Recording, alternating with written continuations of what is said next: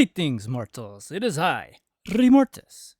And today I'm coming at you with an updated guide for Rogue Trader.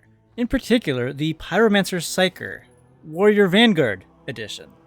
And I wanted to put out an update for this guide before the DLC drops, since there was a lot of changes that modified some of the ways you would level up. And many people in the comments were asking to see how we would level up now. And without further ado, let's just get right into it, shall we? But first, once again, boot.dev has sponsored this video. A wonderful way to learn how to code, through hands-on lessons that balance theory with practice, and an active Discord community. You will learn back-end web development from start to finish, in the Python and Go programming languages. The folks at boot.dev believe the smartest way to learn to code is to make sure that you're never bored. It is an online, self-paced, and feels like a captivating RPG game, where you can earn XP, levels, achievements, and completing quests to get a top spot on the global leaderboard. At boot.dev, they believe that learning to code is not just a get-rich-quick scheme. They believe in going deep and taking time on the fundamentals, so that you are as prepared as you can be for your job search. That being said, programmers have an amazing earning potential. According to Stack Overflow, the median salary for back-end developers in the US in 2023 was over $100K. If you ever wanted to learn how to code, be sure to check out boot.dev and click the link in the description box and use my code to get 25% off your first payment. That's 25% off your first month or your first year, depending on the subscription you choose. But fear not, they never want a student feeling like they spent money on something that isn't helping them. So they will also offer a 30-day no questions asked refund policy and a free demo of every course and its interactive features. So be sure to check out boot.dev, a pretty sweet way to learn how to code. Now, on to the video. Post-editing Remortis here. Just wanted to apologize in advance.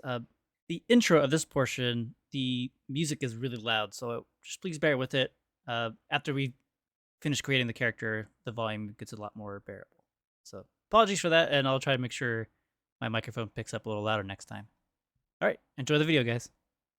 All right, so first things first, let's go to character creation. As for what worlds we want to employ, well, obviously, Forge World is still, in my opinion, probably the best for this build. As we are going to be wanting to be tanky, we're going to be doing lots of fire damage to ourselves, and we're going to be wearing heavy armor, and the Forge World is probably the best starter world for this build, for those reasons. Simply from Fires of the Forge, which will give us a toughness bonus to our deflection against burning and flame effects, which is going to be pretty nice. As well as Steel of the Forge, where we'll get an additional movement point, an additional point of deflection, and we'll be immune to prone as long as we're wearing heavy armor, which we will be. And as for which upgrade from the Forge World starter, we're going to be picking up the subskin armor to just give us a flat bonus to our armor based on our toughness. And obviously we'll be starting off as a Psyker, and we'll go with the Pyromancer. Down the road there are some good options to multi-Psyker, such as with the Biomancer or with Synctic, but we'll mention that when we get to that part of the guide. And as for your Triumph and Darkest Hour, it's not that big of a difference. However, we are going to be focusing on Coercion with this build, or a particular item in the game, again, which we'll get to later. So Feat of Greatness would probably be the best choice, just to get that additional point of Coercion. And as for these Darkest Hours, it doesn't really matter, probably Logic or Awareness. There are some minor story implications for this, but it's not going to be the end of the world. So let's just get a penalty to our Logic. Alright, and as for the class of choice, we'll be starting off as a Warrior, since there's a lot of good stuff in there to give us extra turns, but also to give us ways to reduce the damage that we take. A Soldier is another fantastic option for a Pyromancer. However, in this guide, we will not be covering the Soldier. We'll be covering that in another video. Now for our characteristics, or stats, whatever you want to call them. We'll allocate toughness here. We'll put 2 points here. And we can put some points into willpower to get even more damage. And then I like to put 2 points into strength here, because we are going to wear heavy armor, and in order to do that, we need at least 45 strength to do that. So we'll be spending one of our level ups to increase our strength to 45 so we can get that armor. Now, alternatively, the other difference between the build is whether having 10 extra willpower or 10 agility. Both of these could be good options. I do like to have more agility most of the time because like it makes you go earlier in the turn. However, with all of your officers giving this character extra turns, you may not necessarily value that agility as much as giving more damage from the willpower. So for the sake of the majority of people who are going to be playing this build, we're not going to worry too much about their agility, so we're just going to go max out our willpower for now. And now we'll move to the rest of the build, which I have leveled up currently on a mercenary. Alright, so here we are on a mercenary character in one of my games that's in the end game. And we'll go through each level. So, starting at level 1, obviously you'd be in charge, so we'll skip to level 2. At level 2, we're going to start putting points into coercion. The reason this is going to be our main stat is there's an armor piece in the game that will give you insane amounts of deflection based on your coercion skill. So we're going to make sure we invest a lot into our coercion. Level 3 we get Endure, and level 4 we get our ultimate, Daring Breach. It's one of the better ultimates in the game. You will probably be using this quite often. And then as for your very first talent at level 4, with one of the more recent updates, they changed the levels that you get your Psyker upgrades. They also renamed them to Psyker Minoris, and etc, etc. At level 4, we'll be picking up Psyker Minoris to increase our Psyker abilities. At level 5, we'll be picking up Thick Skin, which will give us a flat +1 to our deflection, as well increasing our parry chance equal to 25% of our armor, which is going to be pretty nice. And as for our stat increase, we'll be increasing our toughness. At level 6, we get our first ability. We will not be picking up any of the warrior abilities, and we're going to go straight to Orchestrate Flames from the Pyromancer. We're not too worried about picking up Firestorm just yet, because our damage isn't that insane, so we're going to be mostly using the Orchestrate Flames, and we're using a lot of melee attacks here. So after we set ourselves on fire, we can use Orchestrate Flames so that the target no longer attempts to C-stat burn. And then on top of that, if the target is an ally, so yourself, every melee attack on that ally inflicts full burning damage to their attacks, which is pretty nice. And even if your attack misses, it'll still do that damage. So not only that, but it also halves the damage we take from our burning damage from there on out, which is going to be pretty nice. And then level 7, we will increase our toughness again. And level 8, we picked up Relentless Blaze. I want to see it right here.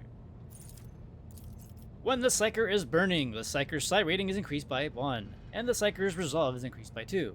And then damage no longer reduces the Psyker's momentum, which is going to be good because you do take momentum damage when you are being hurt by fire.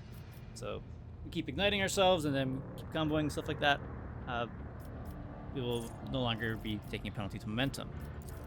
And also getting more Psyker rating, which is going to be pretty nice. Alright, so now that we have maxed out our coercion for this tier of our archetype, we'll start putting points into Carouse so that we could potentially resist other things besides fire. Alternatively, you can increase your Medicae or your Athletics if you desire. It's completely up to you. And at level 9, we get our first upgrade to our Daring Breach. I decided to go with the upgrade here for more movement. Of course, you could always go with the other option of increasing your parry chance and deflection till end of combat. Both of these are really good options, so pick whichever you desire. At level 10, I pick up Burning Blood. This ability will allow us to blow up our enemies and make them suffer direct damage anytime we cast any Psyker ability within melee range. And then not only that, but they also take that same damage whenever they're hit by other melee attacks or from bleeding or from burning, and we're going to be burning a lot. And at this point, I decided to increase our strength by 5 here, because I plan on picking up the heavy armor proficiency earlier than we normally do. And for our second ability, we pick up Firestorm, so now we can start spreading that ignite damage to other people. Also on level 11, we'll pick up our heavy armor proficiency. By now, you should probably be getting close to getting your first piece of armor off of one of the starter planets, and we'll be able to equip it. At level 12, we'll increase our willpower by 5, as well as increasing our carouse. At level 13, we will pick up the warrior talent called Clenched Teeth. The warrior will gain plus deflection against the first attack made by every enemy this combat. Which is pretty nice because it makes you really good at tanking some certain bosses that only take 1 attack. As well as stronger opponents as well. And as for your skill, of course you can pick up whatever you want. I decided to go with Lore Warp here. It's not that much of a difference. And at level 14, we'll pick up another point of willpower and also pick up the second Psyker upgrade ability called Psyker Majoris. Pretty nice. So now we are a flat +2 to our Psyker rating, and then 3 when we set ourselves on fire. So now we're going to start doing some pretty hefty damage. And then with the upgrade for your Daring Breach, pick whichever option you didn't pick at level 9. So for here, I picked the deflection bonus at the level 14 instead of 9. Although both of them are interchangeable, so pick whatever you desire. And I do want to note, let me skip over here to our Exemplar real quick. You might want to pick up Combat Master for one of your common features, which will make it so that enemies no longer gain melee superiority against the character. So, which that means is when you are surrounded, they get extra chance to hit you for each ally around you. And if you're a tank, that's going to be quite often, since you're going to be up there by yourselves and be setting them on fire. However,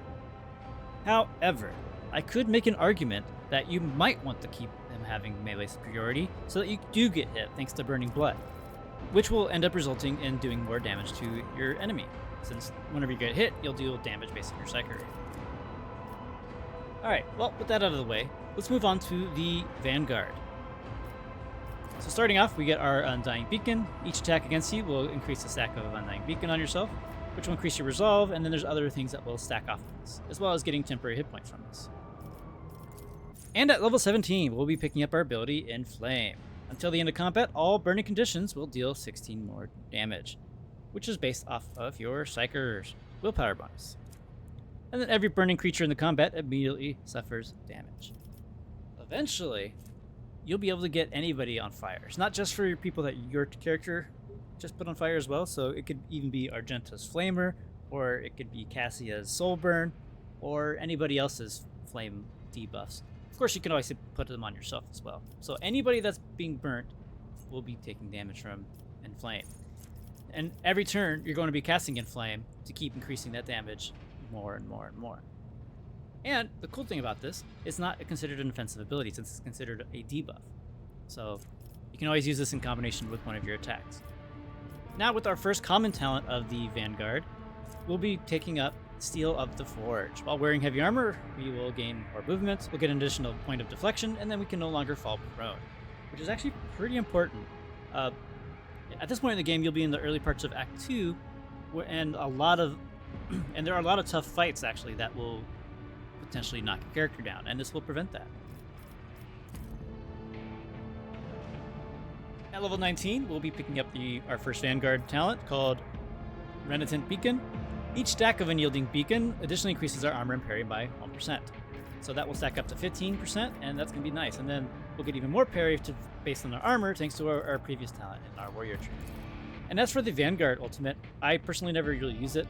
Until next turn, the Vanguard attacks each enemy within a 3-cell radius around it, and on top of that, the Vanguard will always retaliate whenever they're attacked. So you could use this after you use a taunt on everybody, and then you can potentially do a lot of parries and some pretty solid damage with your weapon. However, we're not going to have the highest weapon skills, so it's not that pertinent to us. Alright, at level 20, we get an additional AP, which is always nice, and then we will start increasing our toughness.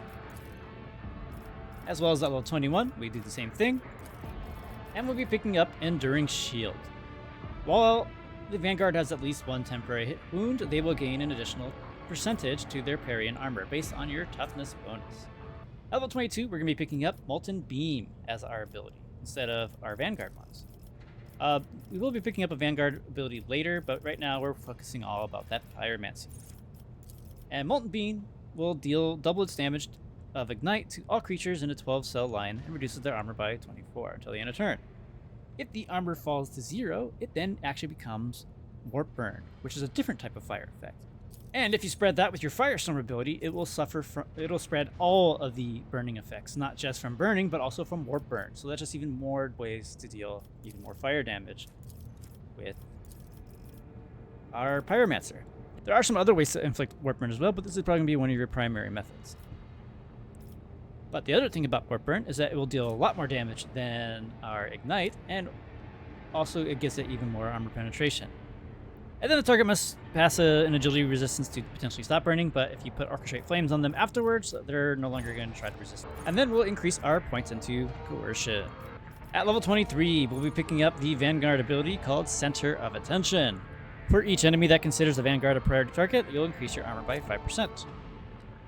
At the moment, we don't really have a lot of ways to make that happen, other than through our use of our allies making our priority target, or by using some of our other abilities.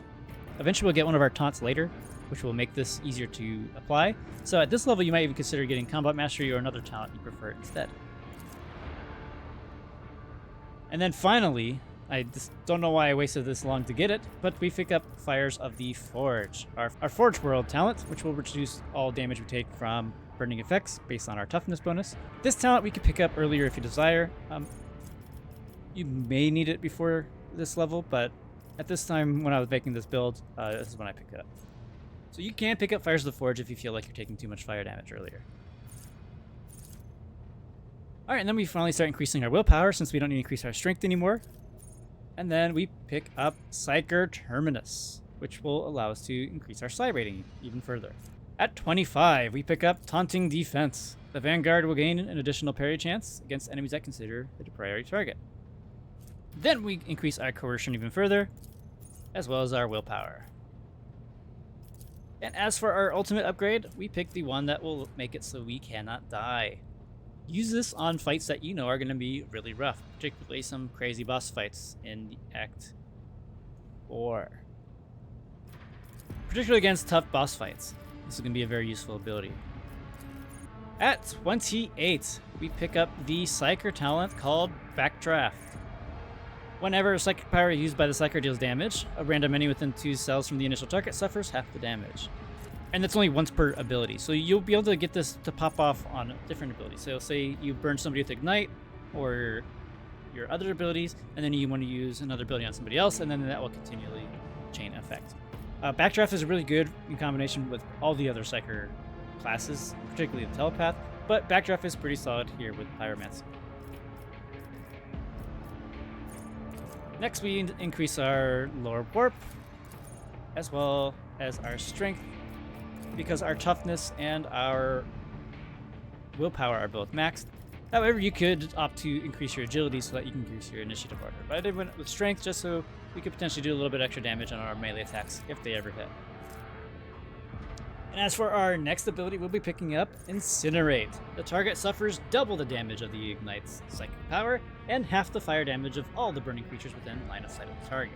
So this is going to be amazing if you manage to combo this with after spreading your fire to everybody, and then you decide to nuke one particular person, and this will obliterate people. There's a lot of ads. There's plenty of fights where this just one-shots one of the really big, elite mobs or one of the bosses even, just because of how many ads there are. Pretty sick ability. But with your tanky version of this build, you might not have enough willpower to really crank up all that damage that you might have as safe with the soldier version of this build. But we'll get to that in that video. Alright, next we'll be picking up the talent Punish the Imprudent. Once per round, when an enemy that considers the Vanguard a priority target and walks up to you, you'll be able to make a free attack on them. And if you have Orchestrate Flames on top of your other buffs, you'll be able to do some solid damage for free. And now we increase our weapon skill so that now we have a little bit of extra damage from our strength.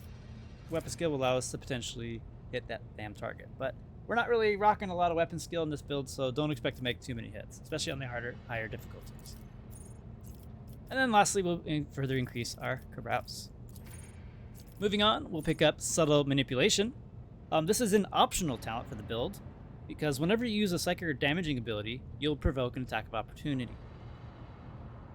Sometimes with this build, you want to be hit, so it is up to you if you really want this ability or not. If you play on harder difficulties, however, you might want to grab this just so you don't get one shot, because you might not have enough deflection yet to take on all those attacks of opportunity. But non-damaging Psyker abilities never provoke attack anyways, even without the talent, so that's just something to keep in consideration. But if you're going to go up front to somebody and start setting yourself on fire and doing damaging effects and such, you're probably going to want to grab this Subtle Manipulation earlier than this level, but again, it is up to you. This is a completely optional talent. Next, we'll finally upgrade our Psyker rating again with Psyker Extremis. And then wrapping up the Vanguard levels, we'll be upgrading our ultimate with the ability to taunt people whenever we do any attacks from them.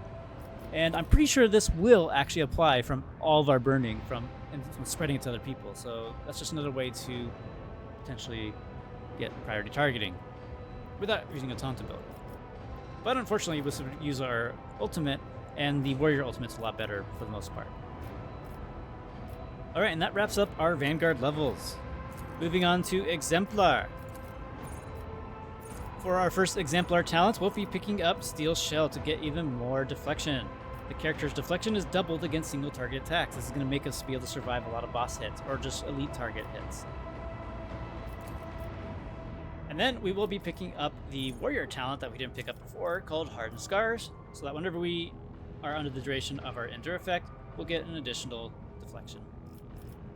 It's probably more effective in the early game than it is now, but hey, every point of deflection is pretty nice to have. And we will continue on with our portion. Next, we'll pick up a Vanguard talent called Beacon of Might at the start of Vanguard's turn before their temporary hit points are lost. The Vanguard will convert those temporary hit points into strength for a round. However, you should note that it is just flat strength, so it's not going to be your strength rating, which is what ultimately determines your damage for the most part. But, you know, it's just still a little bit extra strength is never going to hurt you. It's also why we didn't prioritize getting this talent earlier. And then we'll start increasing our toughness, as well as getting the base skill to increase our conversion even further. Alright, so now we can pick up our next ability. You can decide to go with a warrior ability if you so desire, but I personally decided to go with picking up Biomancy. This will get us the talents from the Biomancy tree, as well as being able to get some of the Biomancy spells later, but that's completely up to you if you so desire to get them. And we'll increase our coercion again by another 10.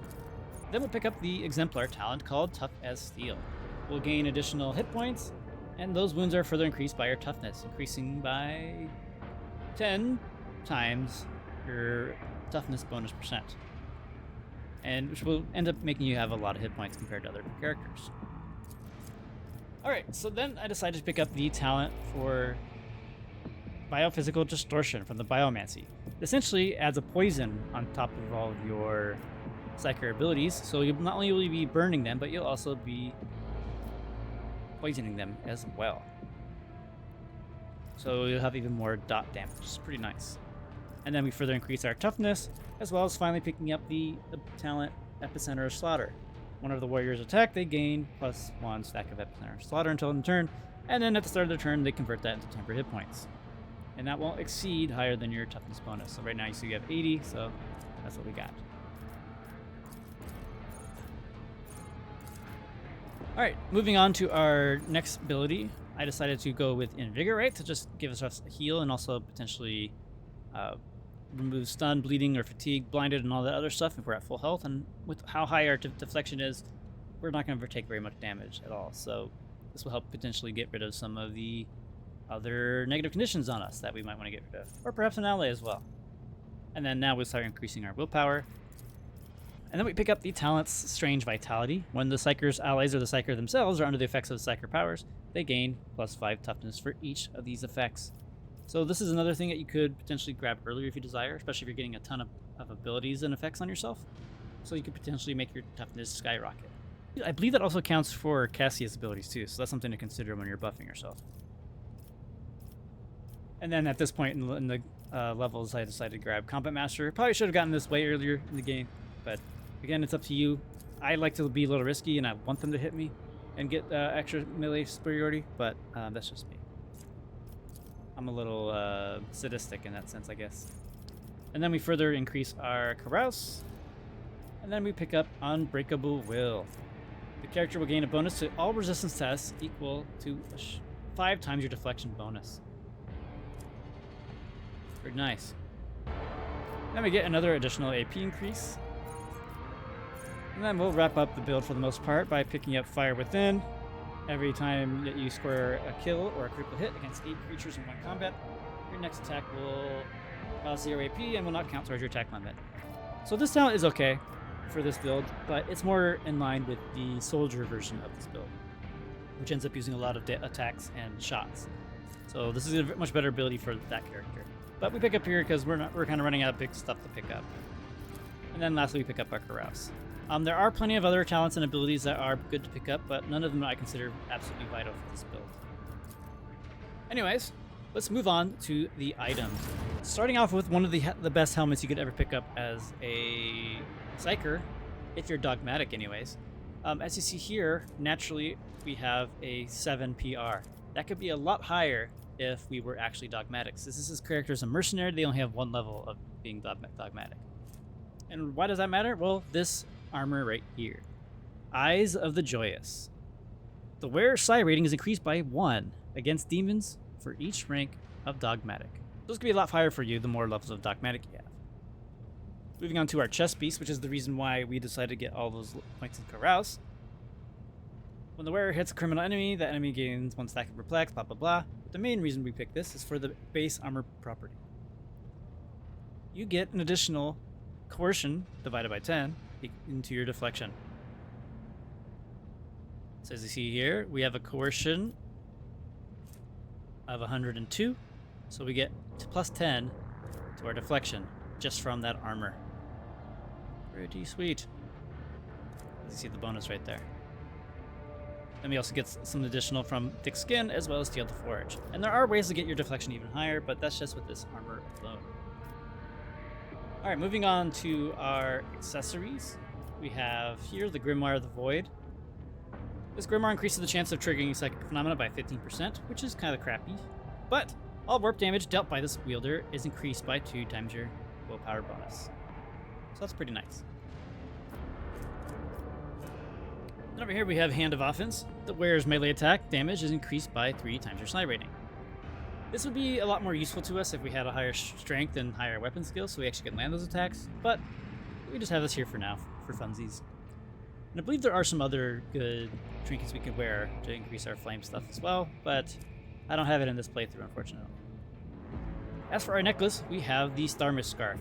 If the wearer's not wearing any armor, which we are, so that part doesn't matter, but by just having this scarf, you increase your psi rating by a flat 2, no matter if you're wearing armor or not. As for our staff, we're using Staff of the Endless Flame. So while you're wielding this, and as you're about to cast a Pyromancy ability, make sure you have this equipped and not your other weapon. So that way you can get plus 15 willpower, just flat out, and just potentially do more damage to your stuff. And then you also get the Inferno ability. The ability grants, you also get pretty cool fire attacks with your weapon. It shoots out a bunch of projectiles out in a row, and then there's also heroic versions of that as well. Alright, and as for our other melee weapon, I just picked the Ancient Force Sword just because it gives a flat additional plus psi rating damage. It's not going to be hitting the hardest, but it does a decent amount of damage. Especially with our psi rating being so high. And then for burning on top of it, we'll have at least 8 on this character. And that's not even the highest you could potentially go. Because this is a mercenary, and your main character can get a little bit more due to certain options in the game, as well as some other choices you make. Anyways, for gloves, I just have these heavy lifters here just to give us plus 30 strength. There are better options out there, but this is just what I picked for now. Then we have Pack of Regents. This will increase the damage of all bleeding, burning, and toxin effects applied by the user by 2. In the end game, it's not going to be that crucial, but in the early game, any points of damage you can add is going to be very nice. And you get this fairly early. I believe this is from a reputation, if I'm not mistaken. And then we got the Pyromaniac Boots. The wearer cannot suffer the burning effects from walking over burning cells, which is another way to apply yourself without having to waste a night on yourself, by the way. The wearer will inflict an additional 3 stacks of burning whenever they stand on burning cells. So if you have somebody have a grenade somewhere, or a fire grenade or a flamethrower effect that's on the ground, you can walk into it and you can add more damage. And that's for it for the most part for our equipment and such. There are some better things out in there in the game that you might find. In this playthrough, my main character was a melee arch militant and wasn't using that. He actually was using that coercion armor too. And you can see by some of our choices here. Alright, so as you can see here, our coercion on my main character, which was my trader in this playthrough, he has a lot of passive buffs to coercion that my mercenary does not have. In particular, I'm having the Fiend of Viabas 6. There's a option you pick which will always increase your coercion by 10. The Pirate Eye Patch, that's not going to be mattering because we're going to be wearing another headgear as the Psyker. But here we get a bonus to our fellowship because we have the Janus Warlord effect. From the choices I made, I get a plus 10 fellowship, which results into higher coercion. So now that equipment is out of the way, let's move on to some gameplay footage. I do want to warn you though that there will be some spoilers if you haven't gotten to Act 5 yet in your playthrough, in which case I highly suggest just skipping to the outro and hearing the final thoughts. Alright, so first things first, we're going to be buffing up our Pyromancer with Cassia. Buffing up his toughness, his willpower, and then also using Men Reality to reduce the damage we take from Psyker abilities, including the ones of our own. And then we reposition him with Move. We move him pretty far away towards the folks to the east.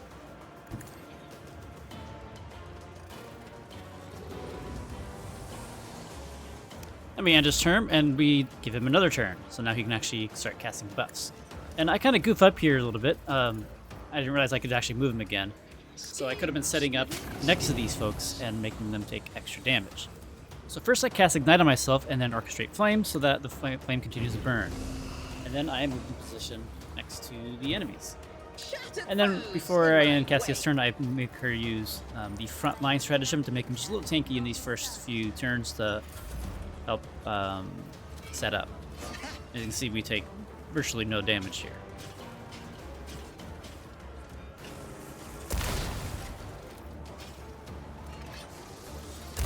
Ooh, another scar to my collection.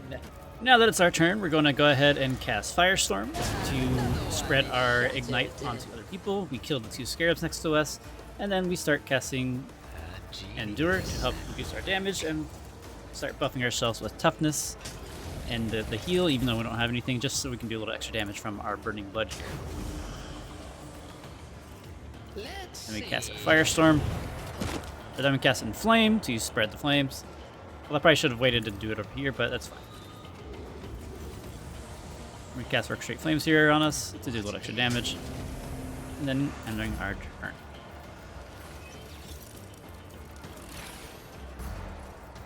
Now it's Cassia's turn, and we're going to go ahead and cast Break the Ranks on ourselves to give us a little extra melee when we have more people near us.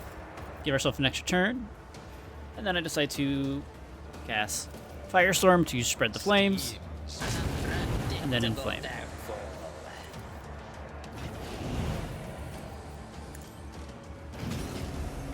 Now that that one is, fell over, we're going to help and reposition ourselves towards the elite enemy. Hoping that by initiating a attack opportunity will hit us so we can actually hit them back, but we parried instead. And their big tank comes to shoot us, and we take nearly no damage. Still standing. Apparently one of those Necrons got back up, shoots us, but it doesn't matter. Kind of goof up here on this turn as well, because I started buffing myself here for some reason first instead of moving. I realized that there's like almost no damage from here, and it doesn't really register in my head just yet. So I come up front next to him, and I cast my Orchestrate Flames on myself. Seeing it does no damage, I inspect the target to see what's causing that. And I probably should have done this ahead of time. And they have an ability called Security Breach, which pretty much gives them a 95% damage shield from all sides except from their rear. So we go ahead and reposition ourselves. Through the smoke and gunfire.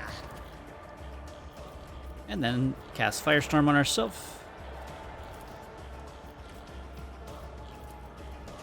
Although I did the turn order here wrong. I actually cast Inflame first, and then I do Firestorm. A genius at work. The reason being he wasn't on fire yet, so casting Inflame first didn't really do anything to him, but it did hurt the other guys to the right of us. So I guess it's not completely waste, but it's just not the most efficient turn I could have done. Then we just start casting our other buff spells just to do a little cheeky damage. Alright, now it's Cassia's turn, and we're going to go ahead and give ourselves the Break Their Ranks buff again, and give us an extra turn.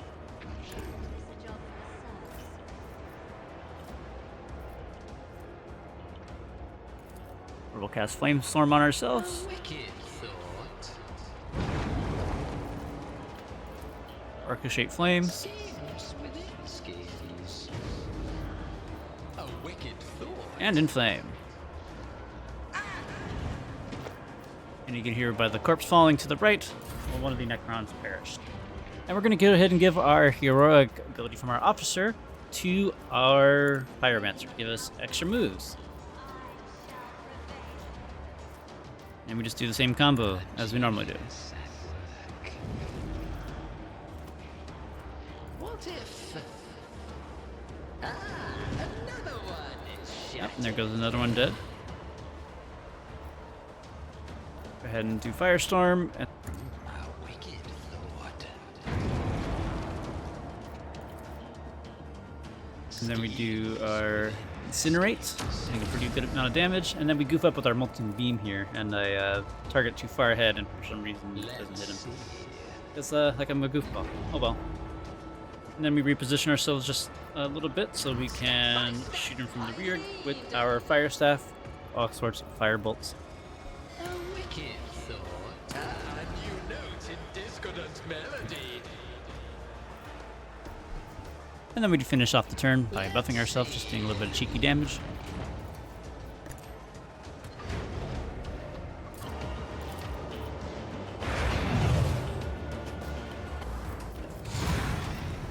Get a little cheeky attack opportunity there.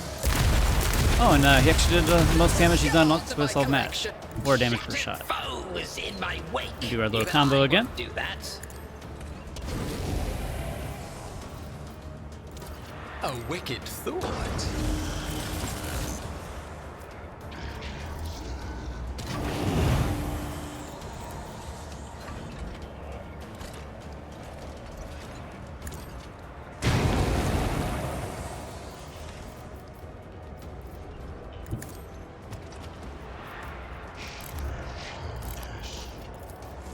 I won't sully myself with that.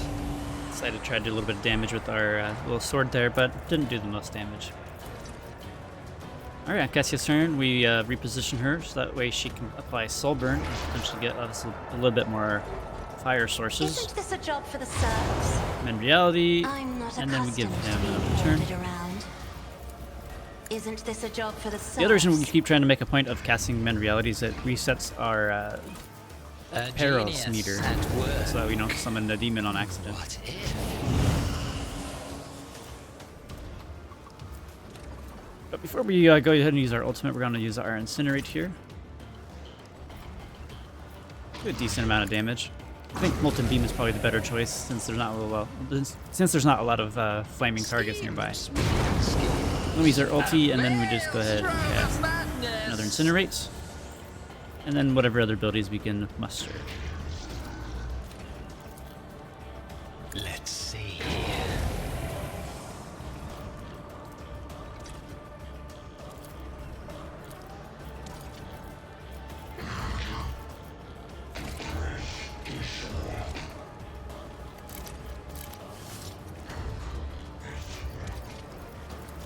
A genius. And we also heal Cassia while we're at it. Let's see.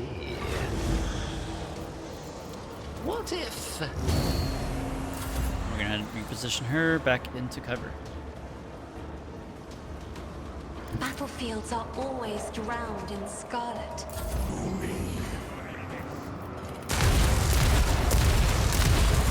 And since our melee folks are having a difficulty trying to get the sniper guy, we move our Pyromancer over here to help blow him up. We cast Ignite on him and then Inflame to hurt both him and the big tank guy.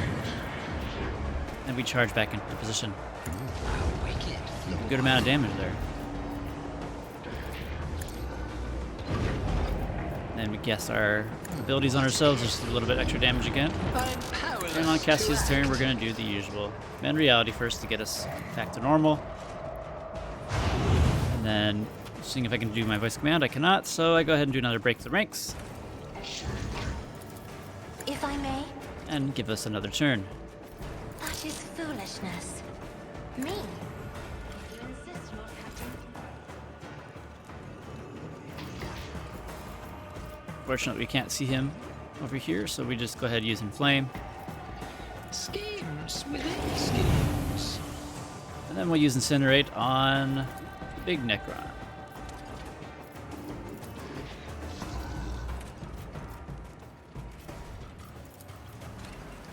And does a little bit extra damage because we have that other burning guy off in the distance.